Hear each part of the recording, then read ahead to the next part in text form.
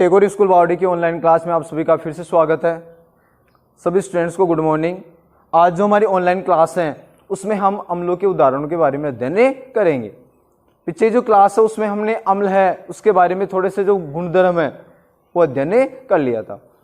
जैसे 1 नंबर हमने पढ़ा था कि अम्ल स्वाद में खट्टे होते हैं। 2 नंबर अम्ल नीले लिटमस पत्र को लाल कर देते हैं। 3 नंबर हमने पढ़ा कि जो अम्ल होते हैं वो विद्युत के क्या होते हैं, उनका जलीय विलयन विद्युत का अच्छा चालक होता है। इसके बाद में आज हम पढ़ेंगे इसके एग्जाम्पल, जो उदाहरण की हम बात कर रहे हैं, ठीक है। उनके उदाहरणों की यदि हम बात करें, कुछ उदाहरण हम लिख लेंगे।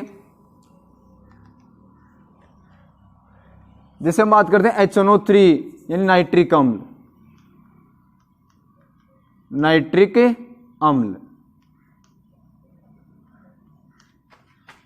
HNO3। इसके अतिरिक्त हम बात करें सल्फ्यूरिक अम्ल, सल्फ्यूरिक अम्ल या इसे बोलते हैं गंधक का अम्ल। सल्फ्यूरिक अम्ल की हम बात करें H2SO4।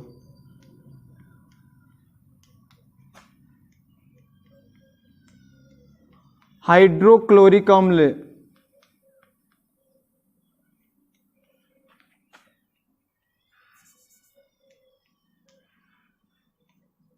HCl आदि, ठीक है। ये तो हो गए कुछ प्रबल अम्लों की बात भी कर रहे हैं। ये कुछ प्रबल अम्ल हो गए। नाइट्रिक अम्ल है, हाइड्रोक्लोरिक अम्ल है, सल्फ्यूरिक अम्ल है। इन सबको खाने में काम में नहीं ले सकते हैं, खाद्य पदार्थ के रूप में काम में नहीं ले सकते हैं। इसके अतिरिक्त कुछ अम्ल और भी होते हैं, जैसे हम बात करेंगे अभी, जैसे दूध व दही में पाए जाने वाले लैक्टिक अम्ल, संतरे में पाए जाने वाला एस्कार्बिक अम्ल, ठीक है ना। चिट्टी के जो डंक में पाए जाने वाला फार्मिक अम्ल, लाल चिट्टी के जो डंक में पाया जाता है वो कौन सा होता है, फार्मिक अम्ल, ठीक है ना। इसके बारे में अध्ययन करेंगे। इसी प्रकार से हम लिखेंगे आगे कि इम्ल में कौन सा अम्ल पाया जाता है, टार्ट्रिक अम्ल पाया जाता है, जिसे हम लिखेंगे। इसी प्रकार सिरके में एसिटिक अम्ल, इसका थोड़ा फॉर्मूला भी याद रख लेना क्योंकि इसका फॉर्मूला हम इस चैप्टर में बार बार पढ़ेंगे। एसिटिक अम्ल CH3COOH, ये क्या होता है, एसिटिक अम्ल। इसी प्रकार सिरके में एसिटिक अम्ल, ठीक है ना। इमली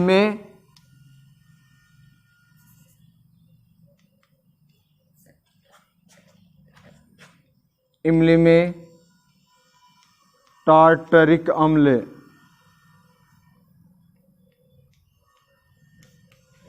ठीक है ना। लाल चिट्टी के डंक में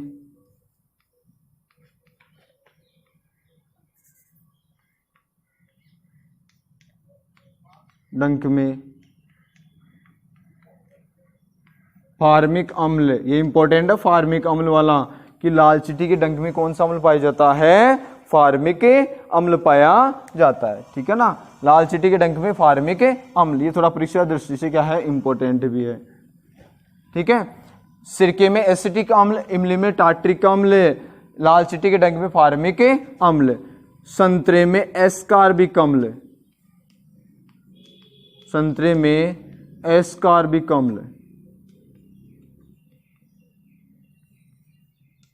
कौन सा अम्ल पाया जाता है, एस्कार्बिक अम्ल। एस्कार्बिक अम्ल की हम बात करें, जो विटामिन सी होता है उसका नाम क्या होता है, रासायनिक नाम क्या है, एस्कार्बिक अम्ल ही होता है। तो इसमें क्या पाया जाता है, एस्कार्बिक अम्ल पाया जाता है, ठीक है। इसी प्रकार से हम बात करें कि जठरस में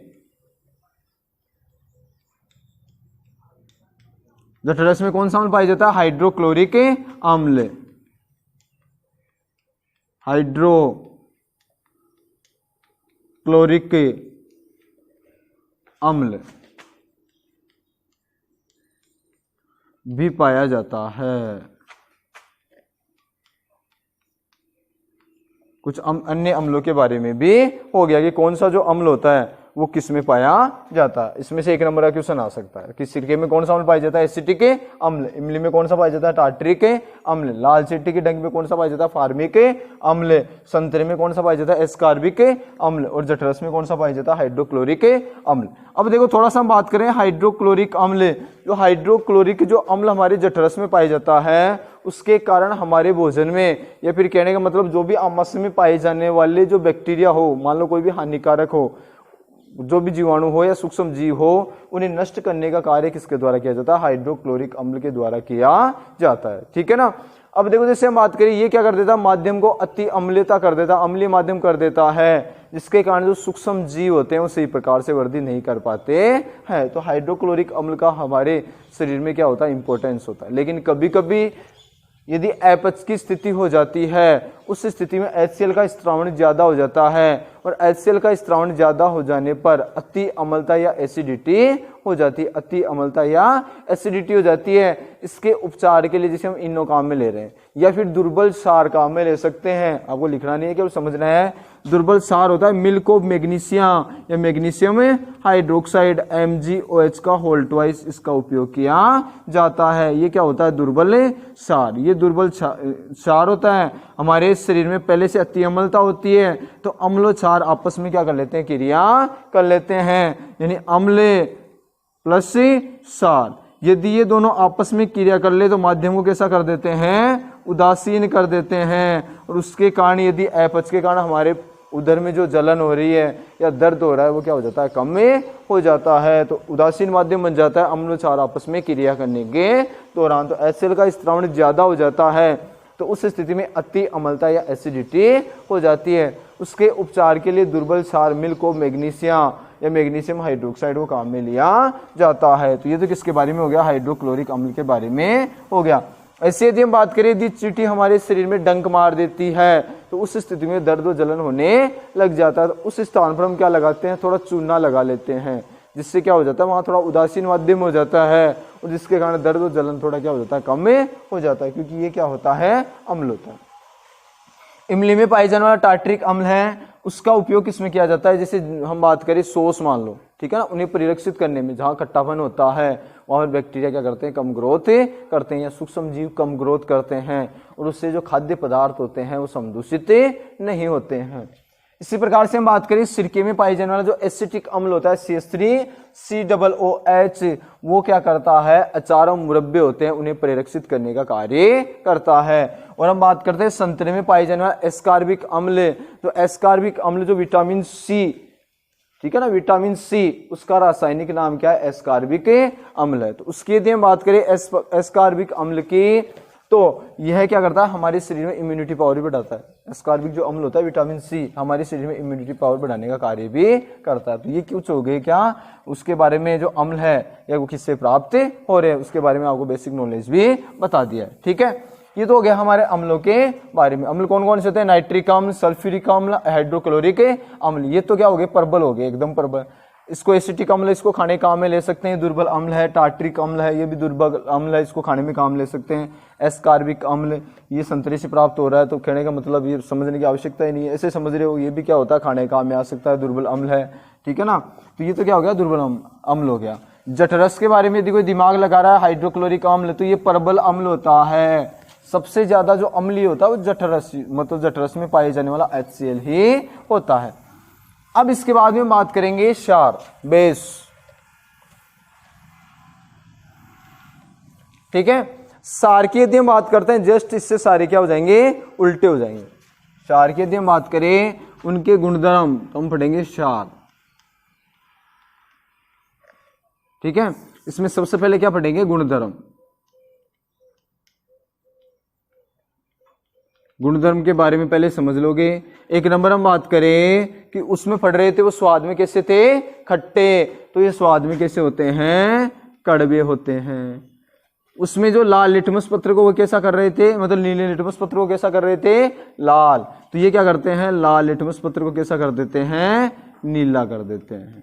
ठीक है, उनका जलीय विलयन विद्युत का चालक था, तो इनका जलीय विलयन विद्युत का क्या होता है, अच्छा चालक होता है। इनमें भी संसारण का गुण पाया जाता है, जैसे चूना होता है वो त्वचा को नष्ट कर देता है। ठीक है ना, तो इनमें भी क्या पाया जाता है, संक्षारण का गुण पाया जाता है। इसके उदाहरण की यदि हम बात करें, NaOH, Na का मतलब है सोडियम, OH का मतलब है hydroxide, sodium hydroxide, KOH, K का मतलब पोटेशियम, OH का मतलब है हाइड्रोक्साइड, पोटेशियम है हाइड्रोक्साइड। ऐसे दे रखा है एल्यूमिनियम हाइड्रोक्साइड, उसकी यदि हम बात करते हैं तो Al2OH का होल थ्राइस, ये क्या होता है, एल्यूमिनियम हाइड्रोक्साइड हो गया, AlOH का होल थ्राइस, ये क्या होता है, एल्यूमिनियम हाइड्रोक्साइड की बात हो गई, ठीक है ना। या अमोनियम हाइड्रोक्साइड, ये सारे क्या होते हैं, क्षार होते हैं। इनके मतलब जिनके OH आता है, ऐसे मान लो लगभग वो सारे क्या होते हैं, क्षार ही होते हैं, ठीक है। NaOH सबसे ज्यादा क्षार ही होता है, जिसका pH का मान 14 होता है। अब हम बात करते हैं गुणधर्म, ठीक है। इसमें देखो, जैसे हम बात करें, एक नंबर लिखेंगे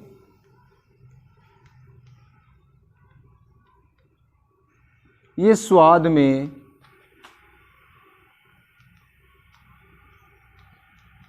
कड़वे होते हैं।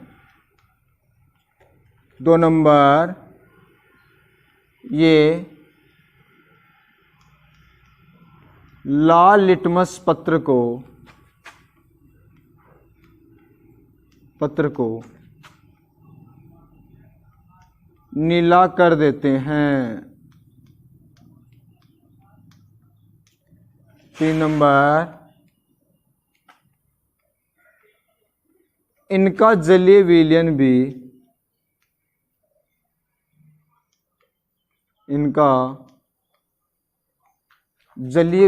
भी विद्युत का चालक होता है।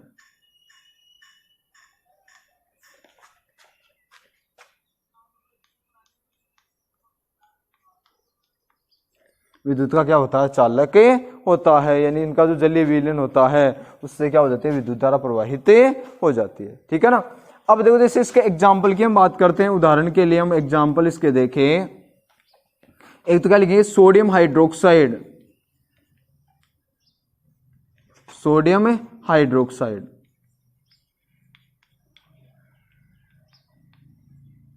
सोडियम हाइड्रोक्साइड की यदि हम बात करें तो इसका रासायनिक सूत्र हो जाएगा NaOH। फिर हम बात करते हैं पोटेशियम हाइड्रोक्साइड,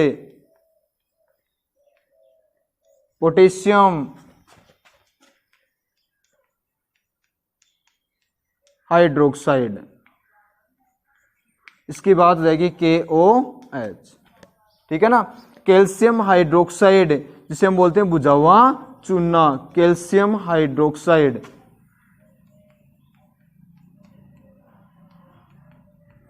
बुझा हुआ चूना है, चूने का जो पानी है उसकी यदि हम बात करें वो होता है CaOH का होल ट्वाइस, ठीक है ना। इसके अतिरिक्त हम बात करेंगे एल्यूमिनियम हाइड्रोक्साइड,